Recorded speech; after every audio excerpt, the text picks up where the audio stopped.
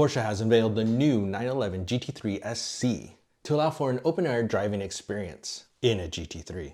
But in 10 years, will this become a more affordable GT3 option? So here are 5 highlights of the new GT3 variant and how the market may react once it's in the used market. Highlight number 1. At its heart, the Porsche 911 GT3 SC provides an open-air option for someone wanting a GT3 with their wind in their hair. But unlike something like the 718 Boxster Spyder, the convertible top is completely automatic. The SC stands for Sport Cabriolet, and it gets the GT3 4-liter naturally aspirated flat 6 engine. It makes 502 horsepower and 331 foot-pounds of torque, and it revs all the way to 9,000 RPMs. All of this helps it go 0 to 60 in 3.7 seconds, and it should be quite a blast when it finds a curvy back road. Highlight number 2. The GT3 SC takes a major note from the enthusiast-loved 911 ST, and it's only available with a manual transmission.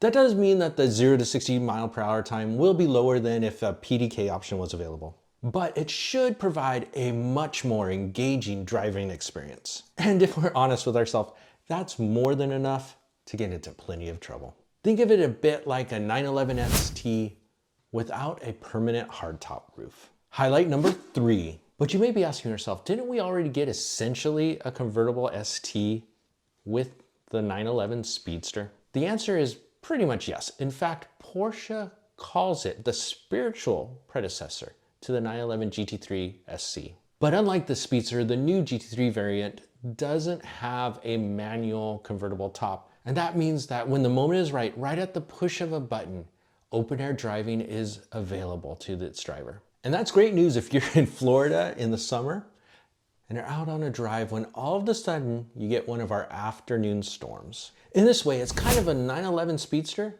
that's easier to live with. Insight number 4.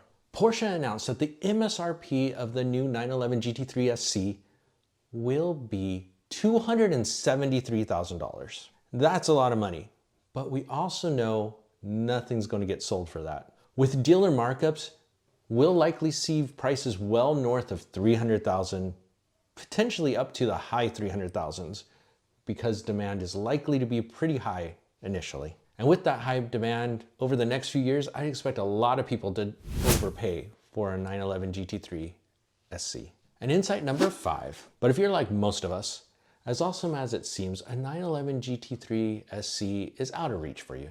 But depreciation can be our friend to get into something like a GT3 in the used market. One key piece of information that Porsche shared is that unlike the 911 ST or the Speedster, the GT3 SC is not a limited production model. And that means they're going to make as many as they can sell, and they'll likely sell a lot. Now, the manual transmission being the only option will probably keep prices somewhat higher.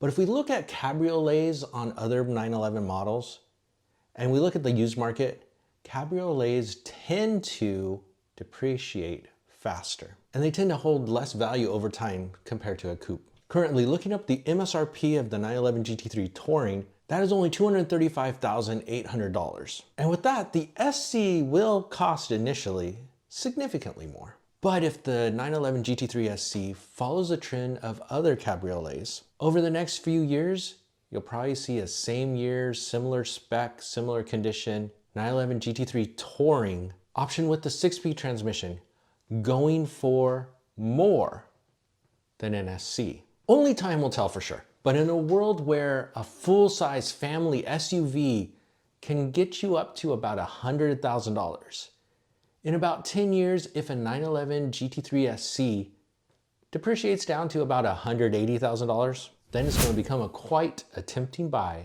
on the used market. The thing is, many of us are scared of owning a used Porsche, and that fear increases if it's a cheap Porsche. So check out this video to see how much it's cost me to keep the 4 cheap Porsches I've owned on the road.